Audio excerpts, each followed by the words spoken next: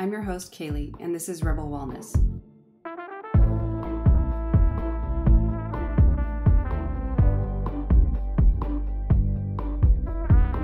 Welcome to the show. I am your host, Kaylee, also known as Coach Kales. If you don't know me already, I am a longtime fitness professional, wellness coach, and multi-certified nutritionist out here on the West Coast. We created Rebel Wellness as a space for women around the world who desire a well-rounded understanding over their personal health, who want to fight the noise of today's diet culture, and who simply want to access their best health, strength, and life altogether. So us rebels don't stand in line. We ask questions. We find out what actually works for us and maybe our families too. Nourishing our minds and bodies matters to us, and that's what I hope you can find through these conversations on this podcast. Today's myth we are tackling is this concept that circulates a lot, especially around the TikTok and Instagram Reel space that I keep seeing, that collagen protein is a protein hack for muscle building, or often you'll see it as use collagen protein to hit your daily grams of protein needs for those of us who are following macronutrients. So if you don't already understand some of the basics about macronutrients, I would definitely recommend you go back to episode 9 about carbs and protein. And I talk a little bit about kind of the general concepts to help you understand what protein is and how the body utilizes it. That'll be kind of important to kind of stack together with this episode, just if you really want to have a good rounded understanding. So I have always seen lots of videos, particularly on TikTok, where somebody is adding collagen either in the form of bone broth, unflavored powder, or in coffee creamer in the kind of collagen peptides form to any beverage. This is really a good way to get collagen in general into your diet a little more, but it doesn't always transfer into the body the same as we might expect. And it has a totally different purpose than a complete protein source, such as animal proteins or other combinations of essential amino acids. If all of that sounds confusing to you, stay tuned for this whole chat because we're going to get really into it and hopefully you'll come out of it with better understanding.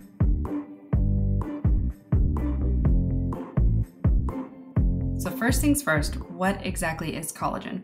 So collagen powder and protein powder are often discussed in tandem, but when looking at nutrition labels, it's understandably easy to get confused about the differences. So they both contain amino acids. They both support overall protein levels, but they are not going to do the exact same thing in the body, and they sometimes don't cross over, especially when you consume already made collagen into the body. So collagen accounts for about 30% of your body's protein. It provides structure, support, strength to your skin, as well as your muscles, bones, and connective tissues, so like your ligaments and your joints. So collagen is the most abundant protein in your body, and it's going to be utilized mainly for all of those reasons I just said.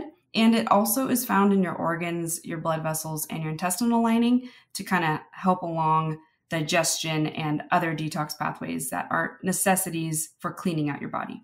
The main amino acids that make up a collagen helix, which is the structure of a collagen protein, is proline, glycine, and hydroxyproline. And these group together to make that triple helix structure is what we would consider it. Like many other nutrients in the body, it's really important to note that your body needs the proper amount of vitamin C, zinc, copper, manganese, and a few other vital nutrients to make that collagen structure. And without those nutrients bioavailable in your system, your body won't be able to produce collagen.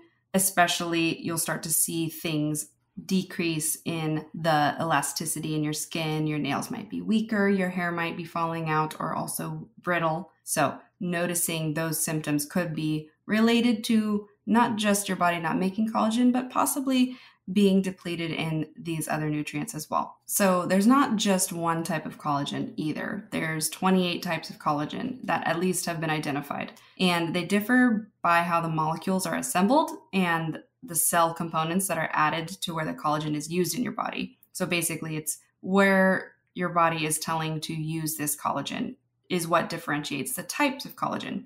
But I'm going to save you the headache and just give you the breakdown of the main types to know, just so that you don't feel overwhelmed. So 90% of your body's collagen is type 1 collagen, and this is densely packed in your body to provide structure to your skin, bones, tendons, and ligaments.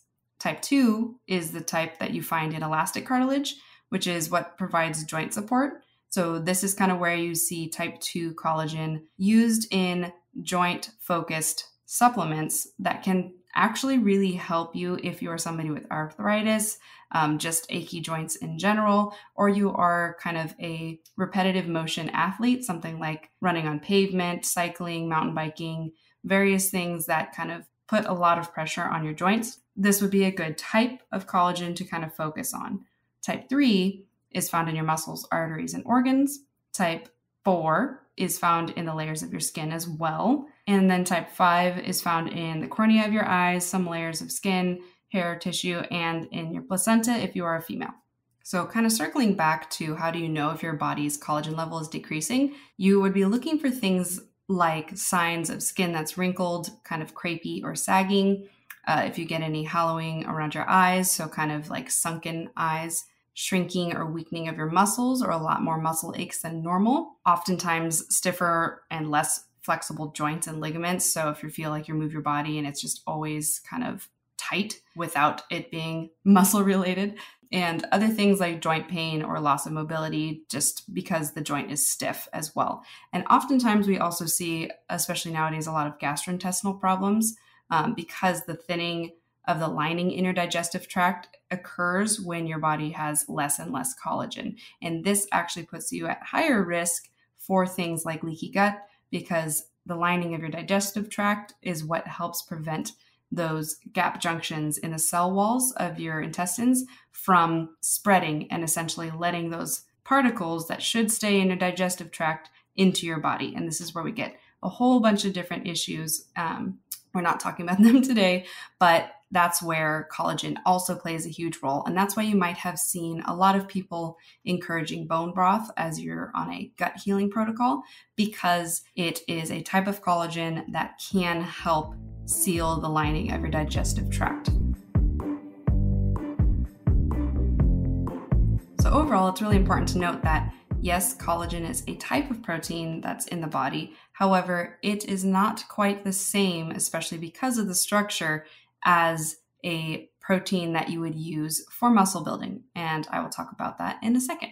But I do want to shed some light on the fact that various diseases such as like lupus, Ehlers-Danlos syndrome, and other autoimmune diseases can often affect collagen production. So if you are somebody who is struggling with an autoimmune thyroid disease or anything like that, you might notice that you have some of these symptoms from lower collagen production. This doesn't mean that you're doomed and you're just going to become a crepey ball of skin.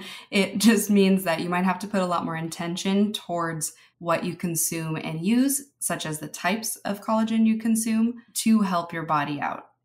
And habits such as smoking or eating too much refined sugar, refined carbs, processed foods, etc., and a lot of exposure to ultraviolet light, either sunbathing at the beach too much or using tanning beds, those are all known things that people do in their lifestyles that do affect your collagen production as well. So be aware that if you do partake in those habits, you probably will or are facing a little bit of slower collagen production because they do not support collagen in general. Especially with the rise of keto and paleo, we've kind of seen this huge influx of collagen products, and you probably have seen collagen peptides sold by companies like Vital Nutrients and other major kind of paleo forward companies in general. The difference between collagen peptides and standard collagen is that collagen peptides are small pieces of animal collagen, and they cannot be absorbed in whole form. They have to be broken down into smaller peptides so that the body can utilize them. So again, this is a situation where when you're actually consuming collagen that's in its whole form from another animal, it doesn't actually get utilized as that same collagen once our body is trying to break it down and give it a job, so to speak. So again, eating collagen-rich foods doesn't directly result in higher collagen levels in your body. So consuming it on its own isn't going to transfer immediately. It's kind of a little bit fuzzy in studies. I would say maybe about 10 years ago when collagen, they had marine collagen was really popular. And I remember spending like $70 on this box of marine collagen because I was like, this is gonna fix all my problems at the ripe age of 17, where I didn't actually even need to worry about my skin that much. But I remember trying to research it because I was like, at the time, $70 for a box of like powder sticks was a lot to me. And I was like, should I return it? I don't know if it's working. And I started to research because little Kales started researching in high school, because there was the power of internet still.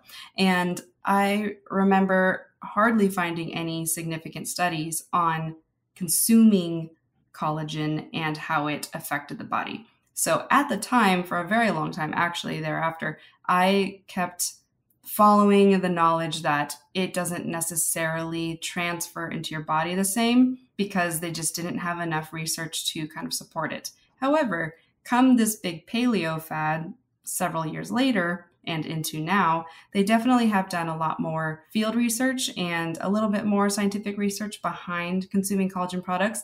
And they have significantly seen improvements for certain groups of people. And again, depending on the type of collagen, they have done more studies on like consuming type 2 collagen from like bovine and how it's helped people with arthritis and other joint issues gain a little bit more of lubrication, so to speak, meaning that their body is actually responding and building a little more collagen to cushion their joints. So it's a little bit messy whether or not we understand fully what products of collagen are actually going to work as they say they do on their labels. So it's important to note that you kind of want to do a little background research on some of your products just to make sure that they're actually doing something for you.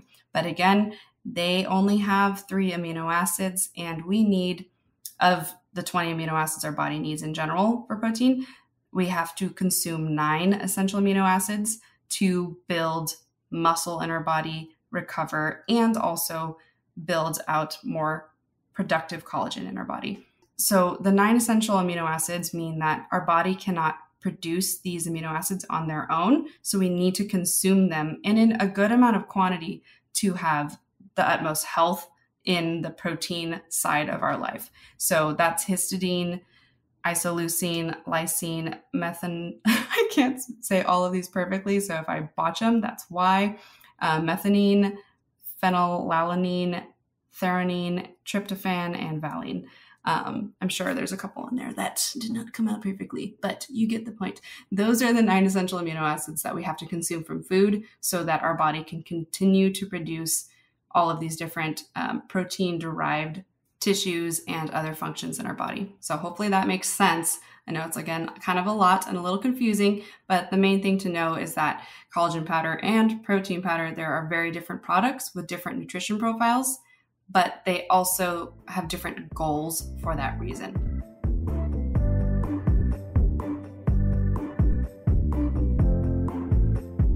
Muscle building protein is considered a branched chain of amino acids. And then, like we've said before, collagen is a helix structure. Different structures mean different jobs. So why can't I use collagen protein for my daily protein intake?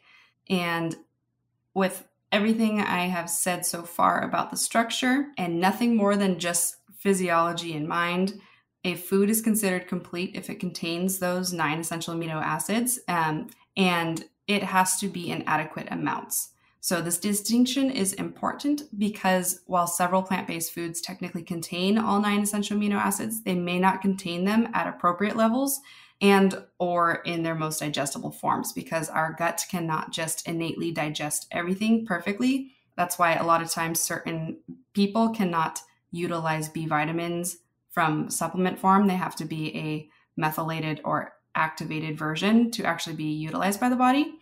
And so they need to be high quality sources of protein to classify them as a complete protein source. So collagen is only 3 amino acids, which does not make it a complete protein. Therefore, it is not a branched chain of amino acids, and it cannot go towards your muscle in your body for that reason. So this definitely doesn't mean that vegetarians and vegans can't achieve high quality proteins. They just have to become more mindful of combining foods, that have respective amino acid profiles to complete the branch chain that they're looking for so that they can reap both the benefits of collagen and muscle building protein.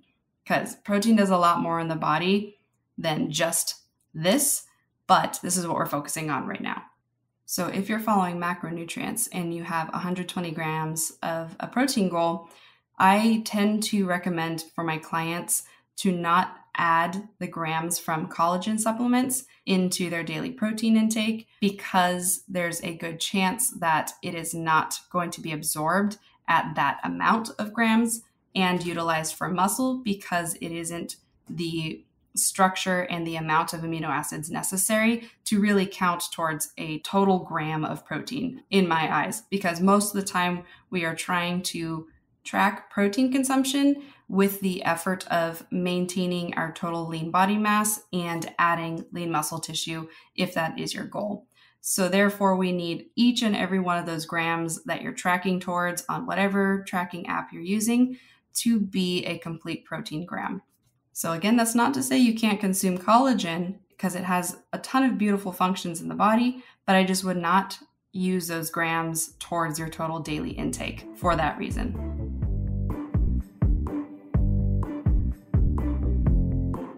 So it's very important to know that collagen is really great for your skin, joints, and bone health because that is equally important for you to support every day as well. Obviously, because you can't actually feel your best and move your best without those parts of your body functioning at their best. So it's immensely important that you still focus on consuming a well-rounded diet of different amino acids and protein sources so that you can not only support your muscle tissue, but also your collagen production. You can't put collagen in place of a complete protein source, but you shouldn't avoid it just because it doesn't go towards that. So this honestly was a fact that I was unaware of for a very long time myself, and I used to follow it and use it as little protein hacks here and there constantly. But it's very important to kind of, knowledge is power, and changing the way you view things to kind of support your health, because no matter how we view it, it's really what comes down to the science of it that actually matters. So if you know somebody who uses collagen powder as their daily protein intake, I would encourage you to send them this podcast so they can kind of better understand the differences between both of the important places those proteins are needed for the body, but they also should know that they might be under eating protein massively and it might be stalling their gains because of it.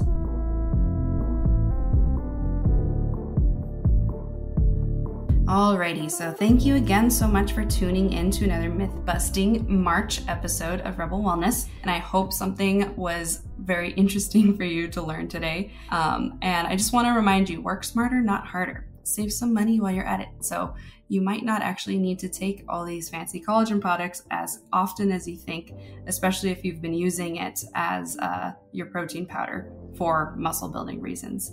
I will see you guys next Sunday on another episode of Rebel Wellness.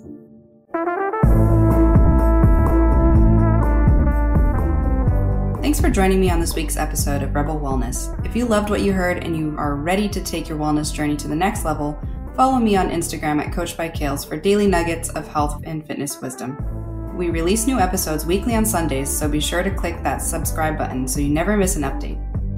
As always, lean into your strength, walk with confidence, and celebrate your nourishment. We'll catch you next Sunday on Rebel Wellness.